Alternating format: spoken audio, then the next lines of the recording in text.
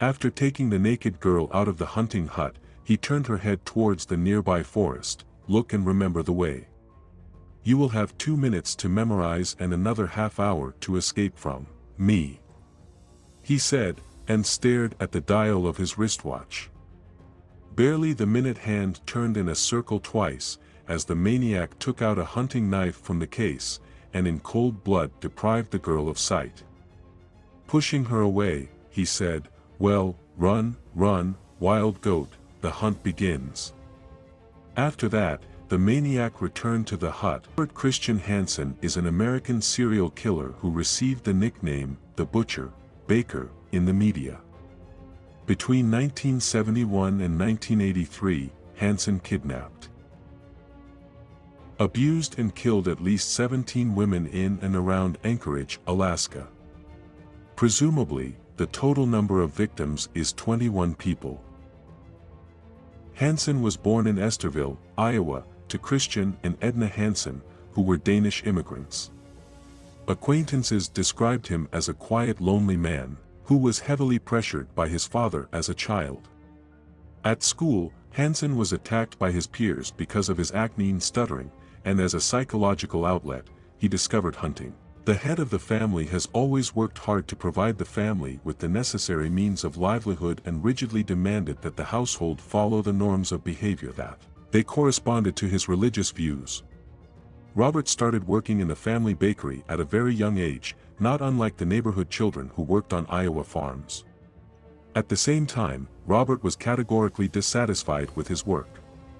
As he recalled later, as a little boy he received only 35 to 45 cents from his father for his work in the store, and in the future, as he grew up, his income did not differ much from the original, barely reaching $1. In addition, the father was rarely satisfied with his son's work, often calling him a worthless idiot. "The relationship with my father was very difficult and—" Hey, I'm not going to beat around the bush. You have to subscribe to the channel and like it so you don't miss new videos. For another reason. Robert was left-handed, but his parents stubbornly forced him to retrain, forcing him to do his daily business with his right hand, which further aggravated what he had. He has a stutter. Due to speech problems, young Robert felt very insecure, often embarrassed, and this was especially evident at school when communicating with teachers and classmates. As he said later throughout his studies in high school, when he was asked at the blackboard or it was necessary to give even a small answer from the spot, he was literally covered with cold sweat, and in such a state of panic fear could not squeeze out even a few words. In 1957, Hansen served a year in the U.S. Army Reserve, after which he worked as an assistant instructor at the police academy in Pocahontas, Iowa. There he met a woman whom he married in the summer of 1960. In December of the same year, Hansen was arrested for setting fire to the garage of the school board of trustees. While serving his sentence, Hansen received a letter from his wife about the divorce. After serving 20 months of the 3-year sentence awarded, Hansen was released. Over the next few years, he somewhat, "I've been in jail once for petty theft." In 1967, Hansen moved to Alaska with his second wife, Darla Mary Henriksen, whom he married in 1963, and their 2 children. In Anchorage, Hansen was on good terms with his neighbors and set several hunting records. In 1977, Hansen was arrested for stealing a chainsaw. The doctor diagnosed him with bipolar affective disorder and prescribed lithium medications to control emotional instability, but Hansen was not prescribed mandatory medication. On June 13, 1983, 17-year-old Cindy Polson escaped before Hansen tried to load her into his 2-seater plane. When she got to the police, Polson said that the maniac first offered to pay her $200 for her services, but then he took her to his house, where he tortured and abused her. She also said that Hansen kept her chained by the neck to a pole in the house while he slept next to her on the couch. When Robert woke up, he took her to the Merrill Field airfield. Later it turned out that Hansen had his victims on his own. He was taken by plane to a remote area in the Matanuska-Susitna Valley, near the Nick River, where he had his own house. In the car, a handcuffed Polson seized the moment when Hansen was loading his belongings into the plane and rushed towards 6th Avenue. Hansen panicked and ran after her, but did not catch up. At the police station, Poulsen described the criminal, who was soon detained. After questioning his wife, she said, "He often left for work on business trips, he could not be for months. And at work, the maniac took sick leave or time off." Hansen denied Poulsen's accusations, saying she extorted money from him. Despite his previous problems with the law, Hansen managed to avoid arrest. In many ways, his status played a role, an exemplary family man and a good citizen. Robert worked as a baker and was in good standing in society. His friend, John Henning, also testified in his favor, saying that he was with him at the time. The case against Hansen was not opened, but at that time Detective Glenn Fleet was investigating the murders of unidentified women whose bodies were found in the vicinity of Anchorage. The first body, found by builders near the Eklutna Road in 1981, was informally named by investigators as Annie Eklutna, but was never identified. In the same year, the body of Joanna Messina was discovered in a gravel pit. Next year, in a shallow, the remains of 23-year-old Sherry Morrow were found in a grave near the Nick River. Float assumed that all the victims belonged to one killer, and contacted FBI agent John Douglas with a request to compile a psychological profile of the criminal. Douglas concluded that the killer was most likely, he is a hunter with a low self-esteem, who was often rejected by women, and a tendency to leave souvenirs for memory. The FBI agent also suggested that the killer might stutter. Hansen's victims were mostly girls from 16 to 19 years old.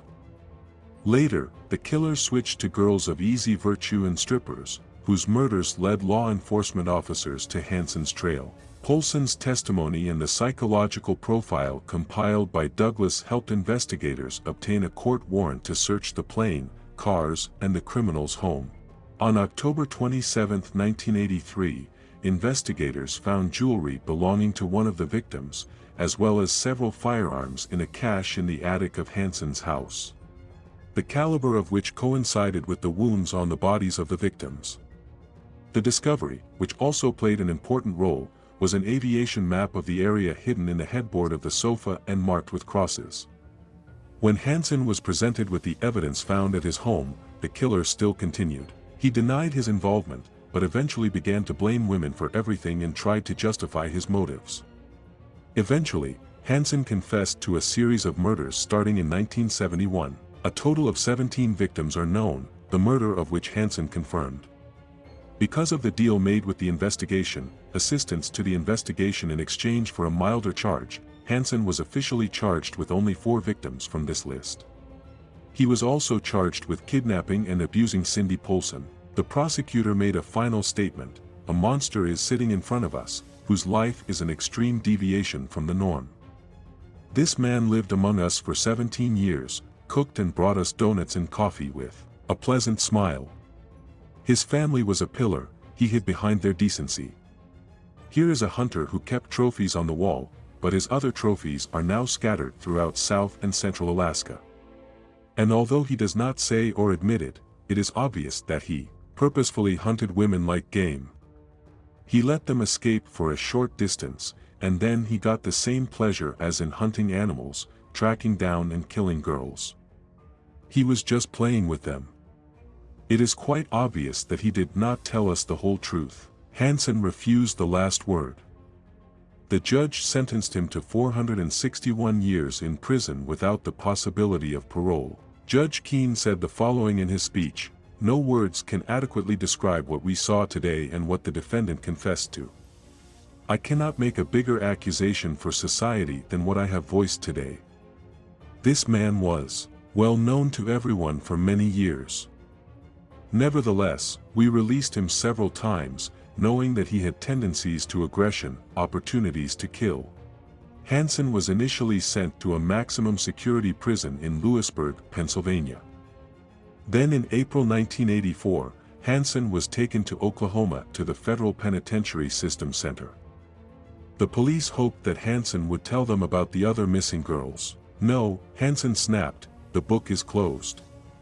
I don't see any sense in it for myself." In 1988, he returned to Alaska as one of the first inmates at the New Spring Creek Correctional Center in Seward. Prior to the transfer to Seward, Hansen's cell was searched. Several postage stamps and an aviation map of Southeast Alaska were found in his possession, which indicated that he was going to make an escape. His ego has suffered with the loss of the most significant of his trophies and records. In 1987, one of the publications in North America removed Hansen's name from all categories of trophies obtained by hunters. It was radically different from the statement that was made immediately after his sentencing, which stated that his crimes had nothing to do with his achievements as a hunter. Hansen also lost his family. The wife and children could no longer stay in Alaska because the children were being harassed at school. Mrs. Hansen filed for divorce and soon left Alaska. His hometown of Pocahontas, Iowa, despite all the shock experienced, over time also forgot about the serial killer with the onset of other problems. While serving his sentence, Hansen wrote several humorous short stories and planned an autobiography, which attracted 2 publishing houses. However, it was not the nightmarish revelations of the hunter and the details of entertainment with 17 unfortunate people not willingly told to them that amazed the police and judges, but the fact that their confessions in a hunting hut. The fanatic began with an amazing phrase, "It's not my fault, it's the Russians." And the fact that the answer to the question of the prosecutor, who asked about the reason that prompted Hansen to commit atrocities, he concretized it with one phrase, Russian General Zarov. As Hansen himself explained, he, tired of hunting animals, once spent time in his hut reading Richard Connell's book, The Most Dangerous Game. It tells about a hunter from New York, who after the crash of a carom gets to the island, where a Russian aristocrat begins hunting him. One can be surprised for a long time that in no way humane toward such criminals in the USA, this maniac lived to the beginning of the 21st century and died of natural causes at the age of 75 in a prison hospital on August 21, 2014. But a much more surprising circumstance, in February 2003, one of the most terrible criminals managed to publish his book, The Most Dangerous Game, The Return, in which he describes his crimes. The series of murders committed by Hansen has been reflected in several documentary and feature series. In 2013, actor John Cusack played Hansen in the film Frozen Earth. Nicolas Cage played the role of Sergeant Jack Halcombe, the prototype of which was Detective Glenn Fleet. In it, after 30 years, the sad events of the time when on Earth are reproduced. A modest and inconspicuous employee, a respectable member of the society Robert Hansen, opened his monstrous hunt for people in Alaska. Also in 2020, a TV series called The Most Dangerous Game was released, the director of which was inspired by this story and events. FBI agent John Douglas later noted that the murders committed by Robert Hansen are unprecedented in the history of the study of serial killers for a number of reasons. The scenario of committing murders, in the form of hunting girls, total domination over their victims could be realized only in the conditions of the vast deserted spaces of Alaska. It was in Alaska that he had all the necessary tools to implement the plan. He could use his plane to take the victims to a remote deserted area where there was no one around for many kilometers and then hunt them like wild animals. Nothing like this has been noted in any of the known cases of investigating the crimes of serial killers.